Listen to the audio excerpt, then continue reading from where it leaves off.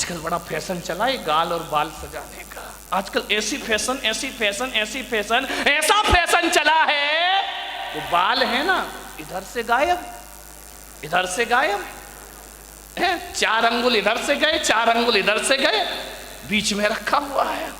बाल और गाल कोई सुंदर मत बनाओ। बाल और गाल सुंदर होने से कुछ नहीं होता है। जुबान को सुंदर बनाओ, वाणी को सुंदर बनाओ, तो सारी दुनिया अपने प्रति आकर्षित हो जाया करती है। कभी विचार किया 1000 लीटर नींबू का रस कितना 1000 लीटर नींबू का रस यदि इस पंडाल में लाके रख दिया जाए, एक भी चींटी उसकी तरफ आकर्षित नहीं होगी।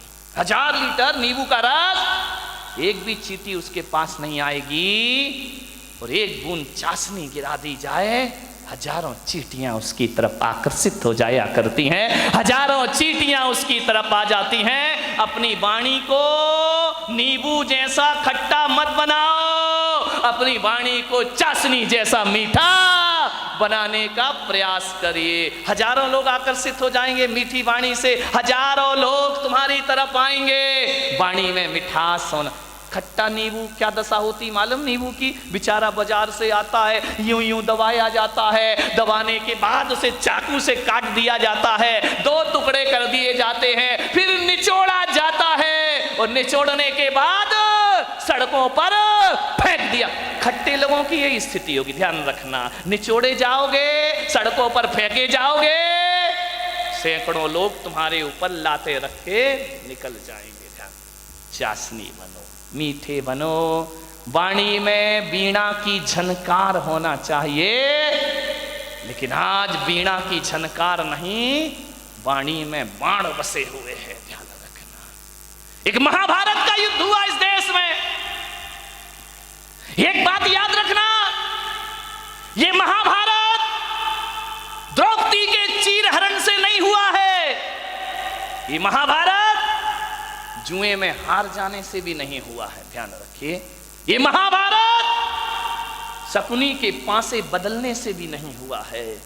ये महाभारत इस देश में यदि हुआ है तो ध्यान रखना, दुर्योधन के कारण भी नहीं हुआ है।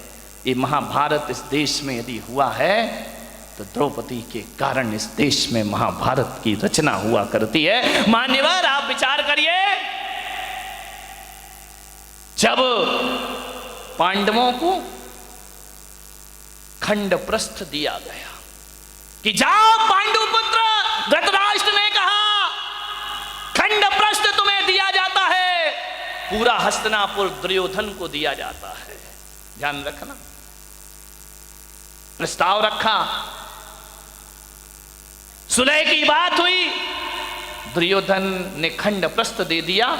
जहां ना पानी बरसता था, ना जहां फसल होती थी, बंजर भूमि, जाओ वहां रहो। युधिष्ठिर ने कहा, अर्जुन ने कहा, कोई बात नहीं, यदि हम में ताकत होगी तो खंड प्रस्थ को इंद्रप्रस्थ बना करके रख दिया जाएगा। ध्यान रखें, हौसले बुलंद होना चाहिए। खंड प्रस्थ दे दिया, जहां पर खंडरी खंडर है, बंजर भूमि है। 5 पांडवों ने पुरुषार्थ किया, मेहनत की, खंड प्रस्थ को इंद्रप्रस्थ में तब्दील कर दिया और इतना सुंदर बनाया। आज कितने भी बड़े आर्किटेक्ट हों, वो व्यवस्था नहीं ला सकते हैं। कैसे लोग थे, कैसी बुद्धि थी उनकी, बिना पढ़े लिखे भी इतना सब कुछ कर लिया करते थे। इतना सुंदर महल बनाया, पूरी दुनिया में चर्चा हुई कि युधिष्ठिर अर्जुन ने इतना सुंदर इंद्रप्रस्थ बनाया है, हजारों लोग देखने जा रहे हैं, बहुत खूबसूरत। दुर्योधन ने कहा कि मैं भी तो चल के देखूं।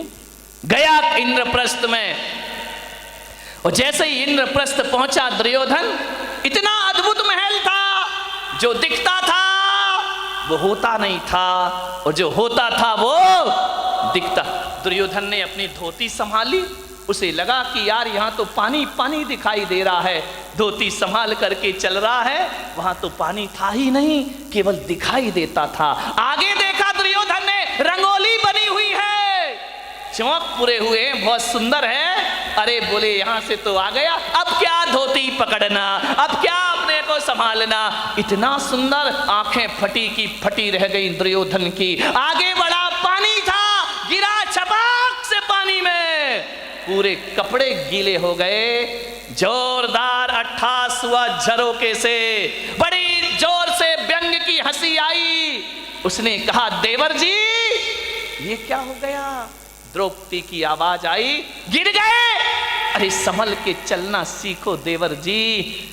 पानी में गिरा हुआ दुर्योधन भीगा हुआ। द्रौपदी ने कहा गिर गए ना, अब पता पड़ा कि इंद्रप्रस्थ क्या है और हस्तिनापुर क्या है। अरे तुम कैसे संभलोगे, अंधे का पुत्र अंधा ही होगा।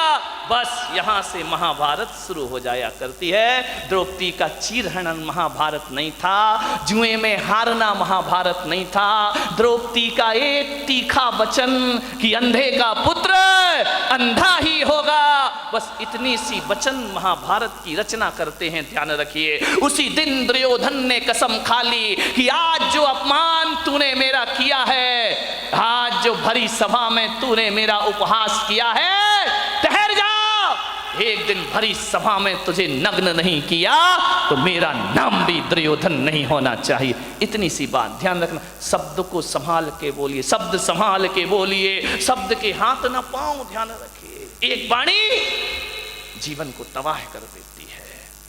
अपमान किसी का मत करो।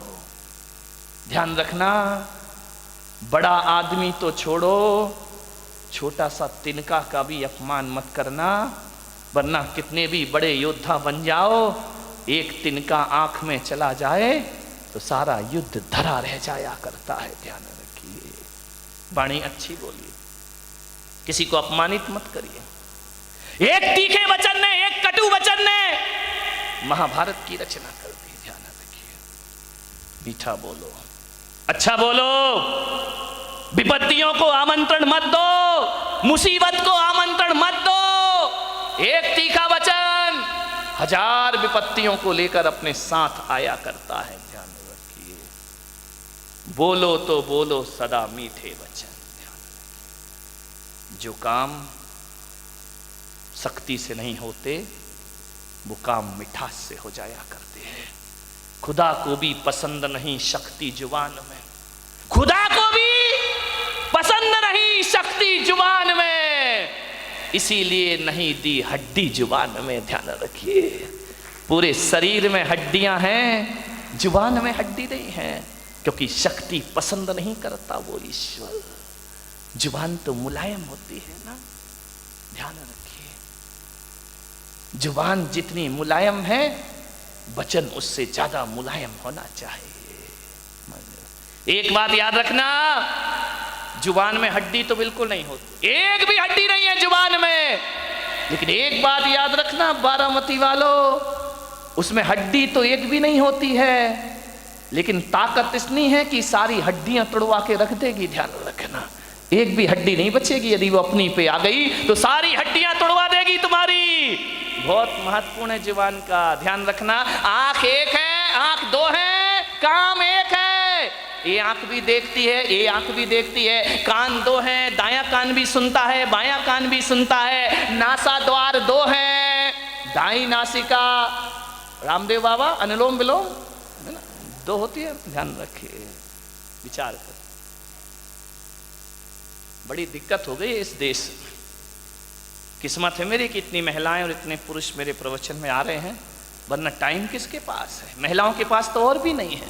एक महिला से मैंने पूछा प्रवचन में नहीं आती, बोले नहीं आती महाराज। मैंने कहा क्यों नहीं आती है? बोले करूं क्या महाराज, रात को 12 बजे तक तो एकता कपूर जगाती है, रात को 12 बजे तक तो एकता कपूर नहीं सोने देती है, और सवेरे 4 बजे रामदेव बाबा जगा देते हैं। हम करें, कहां से आए तुम्हारे प्रवचन में, इतने बिजी हैं हम लोग। ध्यान रखिए, समझ मान्यता। दो नासा द्वार है, काम एक ही है। दो हाथ है, काम एक ही है। दो पैर हैं, काम एक ही है, दोनों पैर चला करते हैं। लेकिन जुबान अकेली है, इकलौती है, इकलौती औलाद है अपनी लीलावती। साली लीला यही कराती है, यही रास लीला करा दे, यही राम लीला करा दे। लीलावती का सावधान इस लीलावती से। 2 अंगुल की जुबान 5 फीट के शरीर का सत्यानाश करा सकती है, ध्यान रखिए। ये जो लीलावती बैठी है ना, इस पे कंट्रोल रखो, कंट्रोल कंट्रोल, ध्यान रखिए। ये जो लीलावती है बहुत नटखट काम करती है, पूरे शरीर में अकेली है, इकलौती औलाद है इस मुंह की। लेकिन एक बात ध्यान रखना, ये जो लीलावती है ना, है तो अकेली, काम डबल करती है, ध्यान रखना। एक चखना और एक बकना, ध्यान रखिए। जो 2 हैं वो एक काम करते, जो अकेली है वो ये चखती भी है और मीठा खाना याद रहा पर मीठा बोलना भूल गए, ध्यान रखिए। एक तोता तीखा तीखा खाता है, मिर्च खाता है तोता, मीठा मीठा बोलता है, और हम मीठा मीठा खाते हैं। बोल दो तीखा तीखा बोलते हैं हमें जुबान से। जुबान को संभाल के रखो, वाणी सुंदर बनाओ। एक कितनी भी सुंदर महिला हो, खूबसूरत महिला हो, आसमान से उतरी हुई परी हो, ध्यान रखना। आप सोचते हो ना कि थोड़ी सी लिपस्टिक से हम बड़े अट्रैक्टिव लगेंगे। नहीं नहीं, कौन बोला महाराज हमारे पीछे क्यों पड़े हो तुम? ध्यान रख, लिपस्टिक लगा के आप सोचते कि हम सुंदर हो गए हैं। मैं आपसे निवेदन करता हूं, ओंठ कितने भी सुंदर बना लो, कितने भी लिपस्टिक लगा लो, कितने भी पतले ओंठ हो जाएं तुम्हारे, कितने भी गुलाबी ओंठ हो जाएं, लेकिन वाणी कड़वी हो तो बताइए आपका सौंदर्य कितनी देर टिकने वाला है? ओंठों का सौंदर्य ज्यादा नहीं टिका करता है। मुझे तो समझ नहीं आता है, ये महिलाएं लिपस्टिक लगा के अपने को सुंदर समझती हैं, आदमी तो लिपस्टिक नहीं लगाता ना। नहीं, बारामती का मुझे पता, लगाते हो क्या? नहीं लगाते ना। एक बात बताओ, ये सोचते हैं लिपस्टिक से सुंदरता बढ़ती है, तो लिपस्टिक लगा के सुंदर दिखने वाली देवी हो, बिना लिपस्टिक वाले पे क्यों मरती हो? फैसला करो, फैसला। ये तो लिपस्टिक जान इन पे ही देती है लोग, ध्यान रखिए।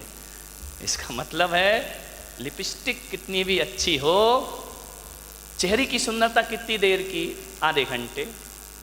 एक बात बताओ, एक सुंदर चेहरे को एक बार देखोगे, 2 बार देखोगे, 3 बार देखोगे, बार बार देखोगे, उस चेहरे से भी जी भर जाएगा, ध्यान रखिए, ध्यान रखना।